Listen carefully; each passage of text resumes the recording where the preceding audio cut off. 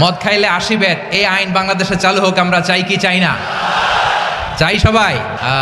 এজন্যই তো ইসলাম ভাল লাগে না। ইসলামকে ভাল লাগে না, ইসলামকে আউট করে রাখতে পারলেই তো এরকম বড় বড় বোতল খাওয়া যায়।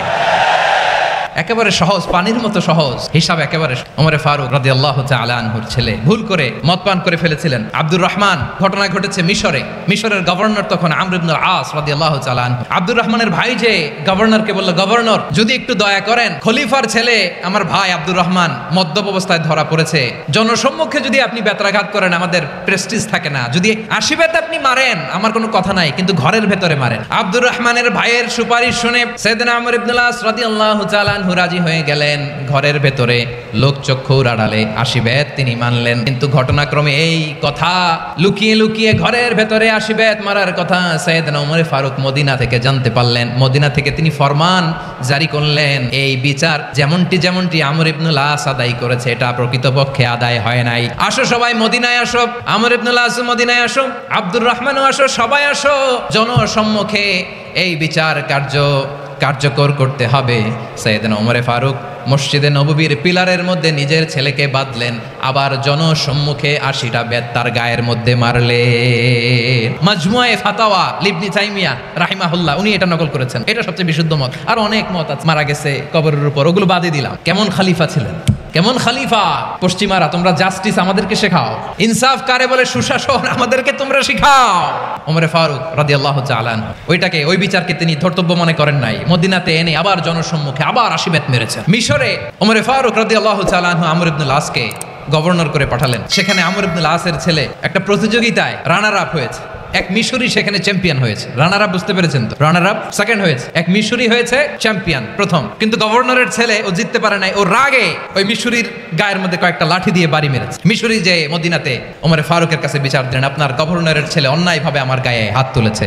সাইয়েদনা ওমর ফারুক আবার ফরমান জারি করলেন, আসো মদিনাতে আসো। মিশরিকে ডাকলেন। ওই মিশরের গভর্নর আমর ইবনুল আস রাদিয়াল্লাহু তাআলা আনহুকে ডাকলেন, তার ছেলেকেও ডাকলেন। সবাই বসে রইল। আমর ইবনুল আস রাদিয়াল্লাহু তাআলা আনহু মাথা নিচু করে বসে আছেন, লজ্জায় কাচুমাচু। হায় হায়, আজকে আমার ছেলের কারণে আমিরুল মুমিনিন খলিফাতুল মুসলিমিন ওমর ফারুকের কাছে আমি জনসম্মুখে লজ্জিত হচ্ছি।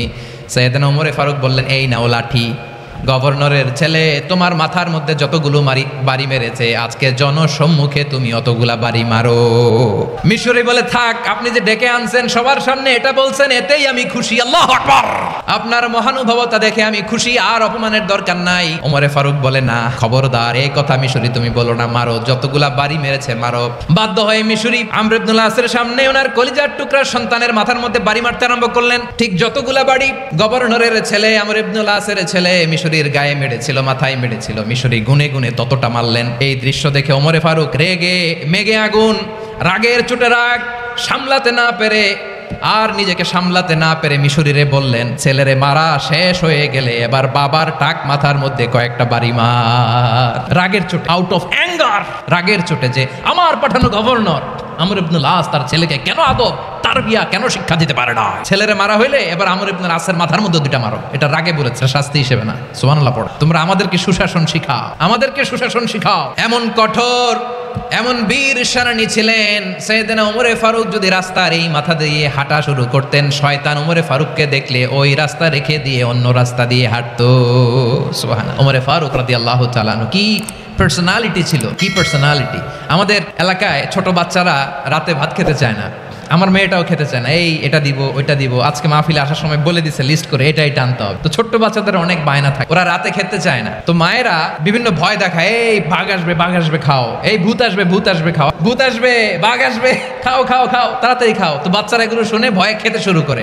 মদিনার জমিনেও একই ঘটনা ঘটতো। মদিনার ছোট্ট ছোট্ট সোনামণিরা খেতে চাইতো না। তো মায়েরা বলতো, হা হুয়া ইয়াতি উমর, হা হুয়া ইয়াতি উমর, ওই যে ওমর আসতেছে, ওমর।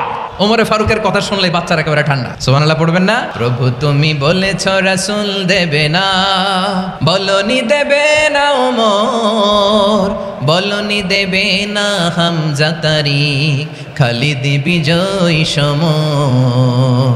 প্রভু তুমি বলেছ রাসূল দেবে না, বলনি দেবে না ওমর, বলনি দেবে না হামজা তারিক, খালিদ বিজয় সমর, প্রভু তুমি বলেছ রাসূল দেবে না।